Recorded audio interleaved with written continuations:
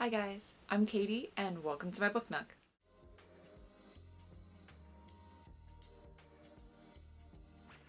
Today we're talking about a historical fiction that is going to be coming out in March. I'm super excited for this because one, it has a pretty cover, and two, it is about women and just the history behind women and things that they've had to do that history has forgotten or just wanted to ignore about them.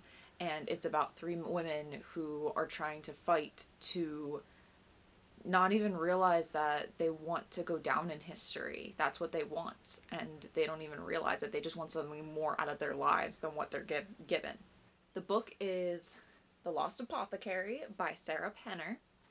I mean, just look at that cover. I don't know if this is the finished cover or not because my copy is an ARC, but it is gorgeous. I love that so much. I want a poster of that. I want it to keep it so bad. This book was so good. I gotta admit though, the first half of the book was a little droning. It was a lot of just backstory and explanation about the one character in particular, and that was very dull for me. I kind of wanted to move past that and get on with the story, but I mean, the ending is spectacular. The ending is so good. Like, I can't get over... Here, let me read a little thing on the back. Yeah, I can't get over how shocking the ending was and how happy it made me. A forgotten history, a secret network of women, a legacy of poison and revenge. Welcome to the Lost Apothecary. So, the premise for this book is that there are three girls, three women, I'd say that loosely, three females. It is Caroline, Nella, and Eliza.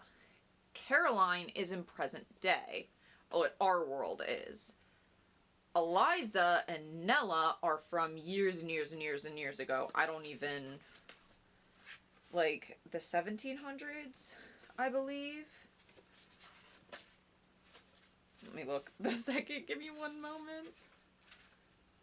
Yeah, so yeah, 1791 is when the story starts for Nella. Nella is a woman, I think she's in her 40s, 50s, something like that.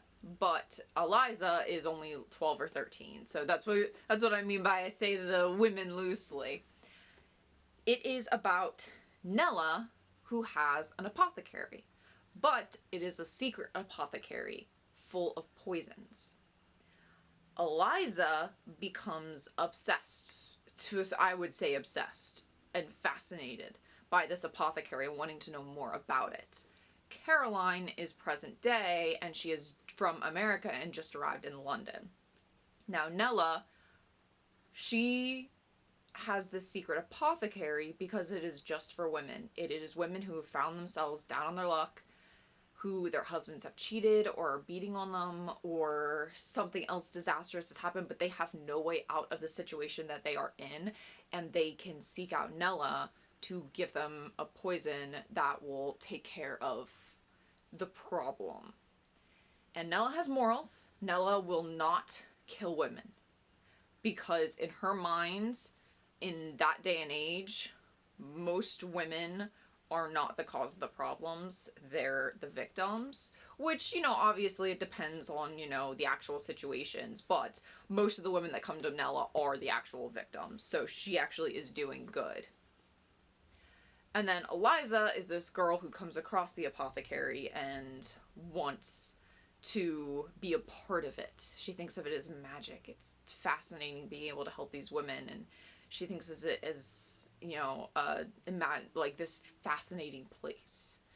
And then Caroline is, in our time, as I said, unraveling their story, because the Lost Apothecary, as it says, is lost.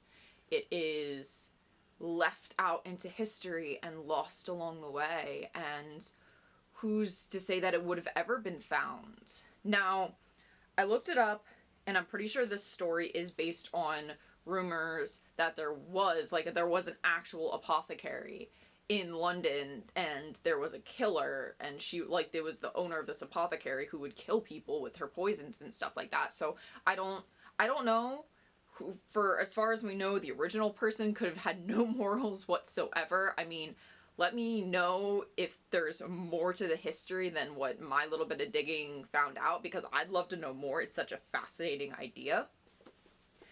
But this was a fantastic read. Like I said, you got to get through the first half because a lot of backstory, it was very literary fiction for me for the first half. After that, the mystery started like coming through, and Caroline herself really started to develop more of herself, because the whole first part of the story was her still being what somebody else wanted her to be. The second part was her really uncovering herself and uncovering what she wanted to do and who she wanted to be and get out of life, which is what Eliza and Nella end up wanting to find for themselves too, is what do they want to get out of life? Have they succeeded in their lives so far, or are they still striving for something more? This isn't fantasy. I mean, it looks very fantasy on the cover, but it's not. It's more historical fiction, mystery, like I said, a little bit of literary fiction. But this book made me so happy. It was such, like, one of the important parts in the book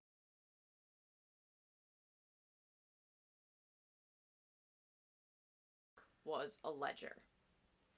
And the ledger was where Nella recorded all of the women who came to her and what happened, what she gave them, what the situation was. And this ledger began much earlier than her with her mother, who originally had the apothecary. But that's, read the book and you can find out more about that. But the idea was that these women aren't going to be forgotten because they're going to be written down. The ledger can't be lost. The ledger isn't going to be destroyed or forgotten. It's going to be there to remember these women and what they went through, because what they went through, we look back on history and what they went through is kind of minuscule. It's kind of cool to like look back on it, but they lived it. They experienced these problems and they had to find a solution. And the apothecary gave them a solution and also gave them a way to go down in history. I actually just learned that this book is highly anticipated coming out this year. It was named the most anticipated book of 2021 by several magazines such as the Oprah magazine, Newsweek, and a bunch of others. It was also the #1 Library Reads pick and the #3 Indie Next pick for March. So this book is... everybody's really excited for this book to be coming out this year, and so am I, because it was a really extremely great read. So this is definitely a very women empowering book, because also Caroline is a very, very submissive character, and then she ends up getting a backbone by the end. I'm just gonna say that it is so nice that she gets that backbone, because I was waiting for it the entire time and I was gonna be so mad if she didn't. So that really paid off that she did. But no, if anything, read it for the last quarter of the book. Read it for that last quarter, because that was, it was such delicious ending. I don't know how else to describe it. I was so satisfied with that ending. And I 100%, like, I wish there was more. I wish somebody, if you're a writer, turn this into a fantasy series. I want more. I want more of this premise, because it is oh so good. It is oh so good. Please do. That's it for today, guys.